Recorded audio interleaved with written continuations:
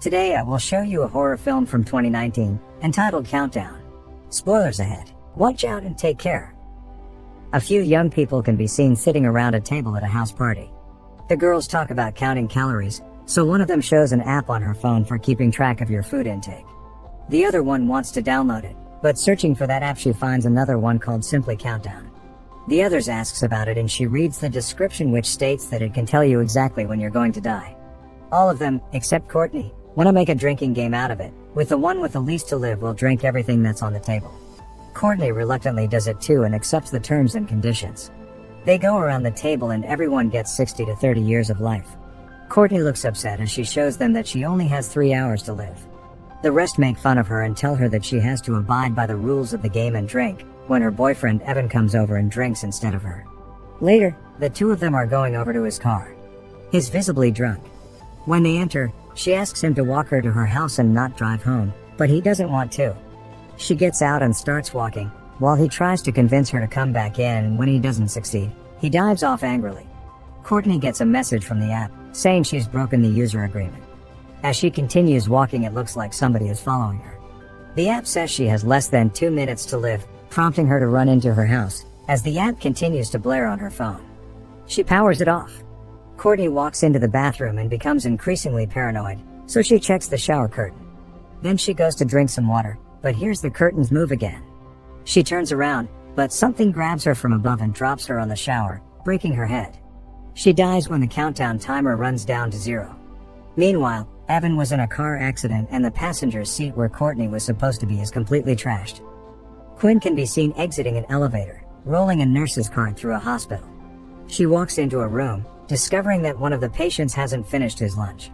She knows where to find him. He's sitting on a balcony in a closed wing of the hospital. It's Evan. She sits with him and tries to make small talk to relax him for surgery, but he shows her the Countdown app, which says that he has only around 19 hours left. He tells her about the app and his girlfriend, convinced that it knew when she was going to die. Evan thinks that the app also knows that he will die during his surgery. Quinn tells him not to worry about the app and makes him come back to his room. They meet Amy on the way and she tells Quinn to come with her.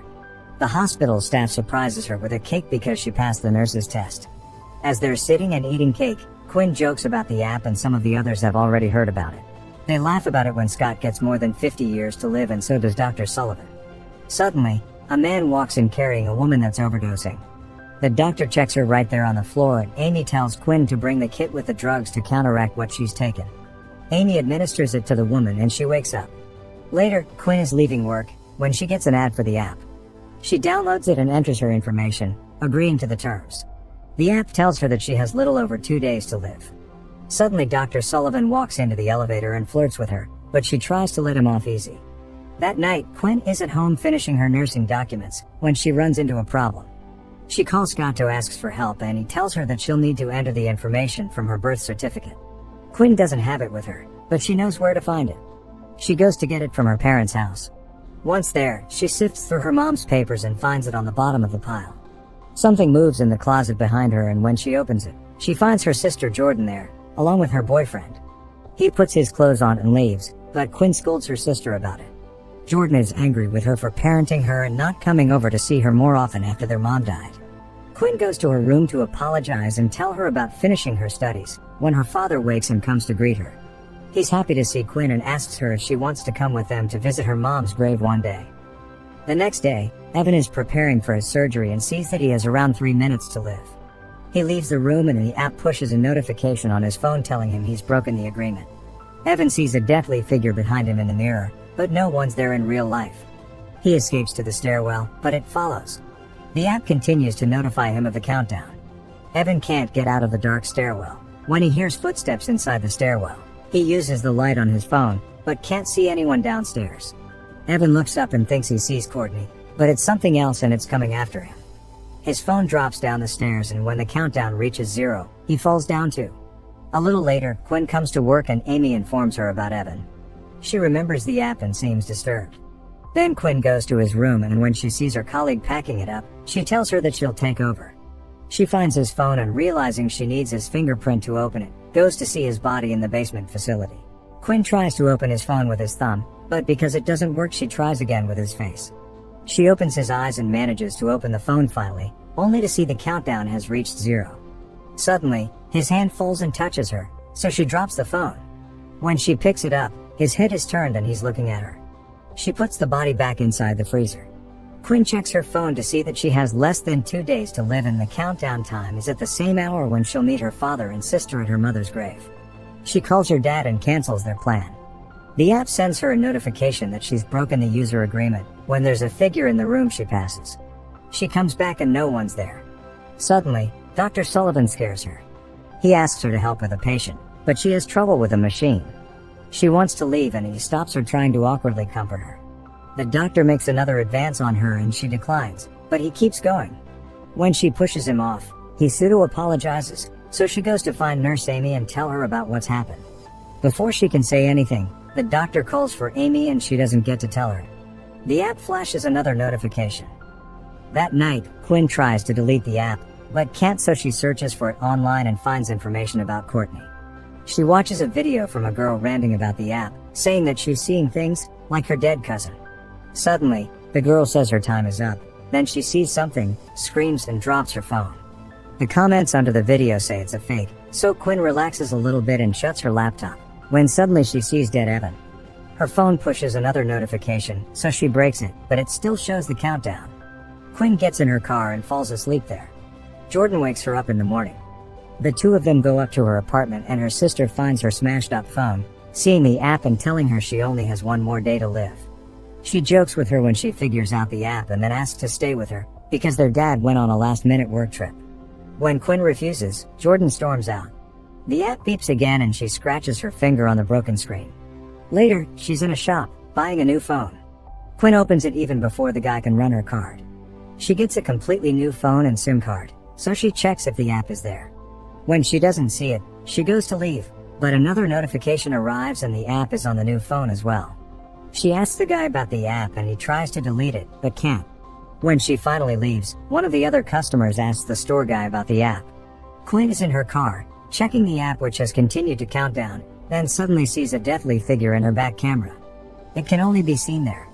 Suddenly, it grabs her from the back seat and she rams into another car, falling out of her own. The guy from the other car screams at her, while the customer from the store walks out and tells him to stop. He scares him away, then shows her he also has the app.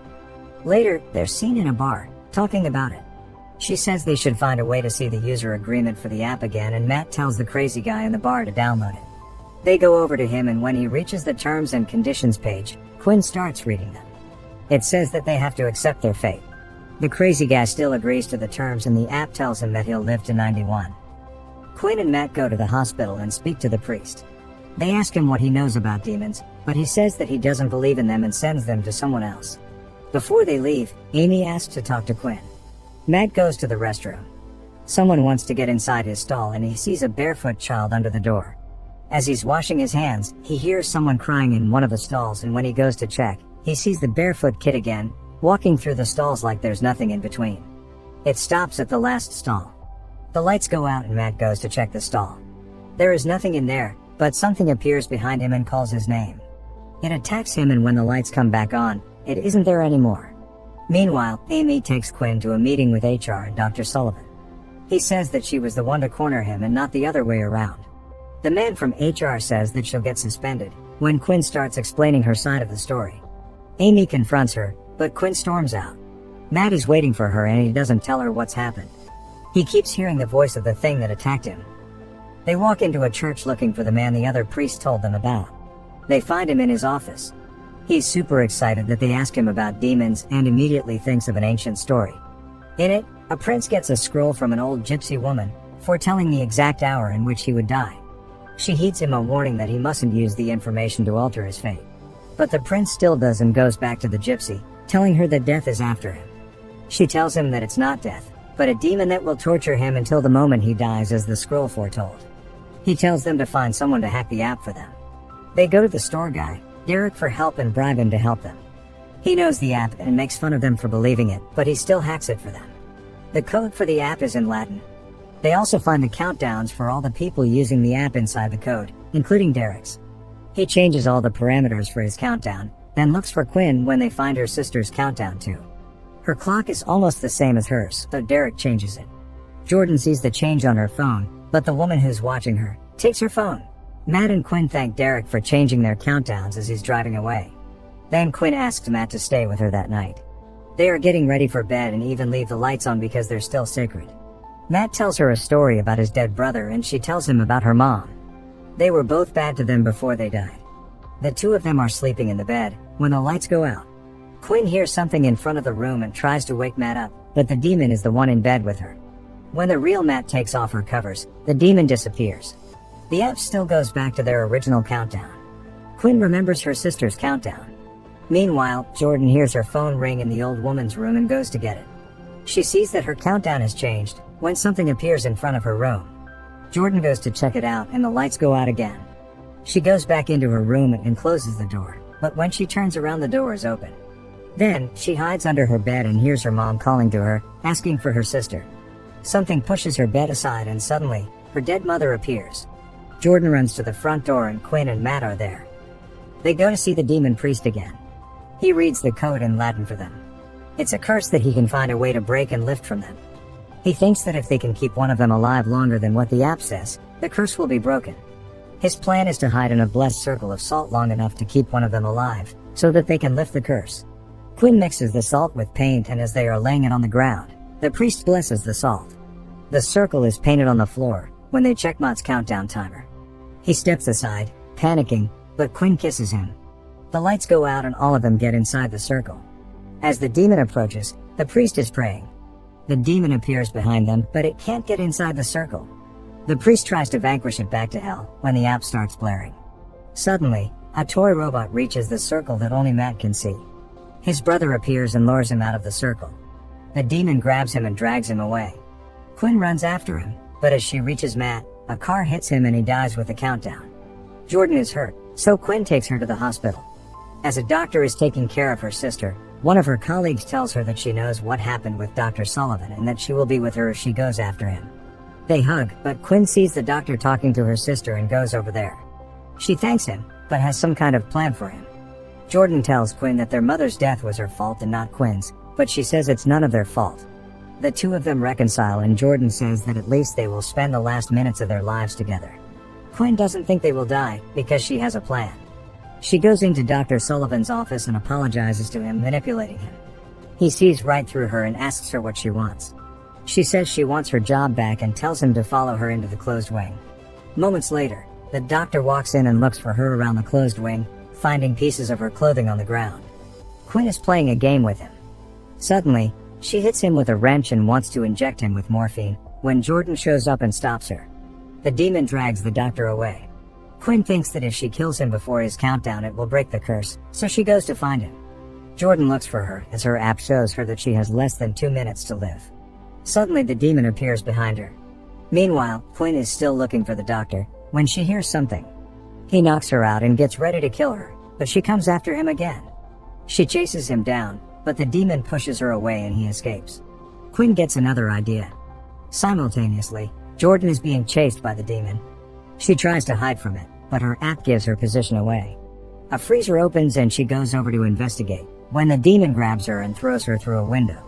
Her time is running out as the demon closes in to kill her, when suddenly Quinn shows up with a syringe pushed up against her skin, telling it to let her sister go.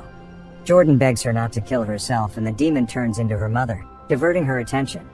Jordan's time is ticking and Quinn is distracted for a moment, but she realizes what's happening and shoots the morphine in her veins. She dies before her time and the demon can't take her. Quinn has lifted the demon's curse. Jordan cries over her sister's dead body when she sees the name of a drug written on her arm and a bottle rolling away. She injects it into Quinn's arm and it counteracts the morphine, bringing her back from the dead. Sometime later, Quinn, Jordan, and their father visit their mom's gravesite. As they're about to leave, Quinn gets a notification. The beta version of the Countdown app has been installed on her phone.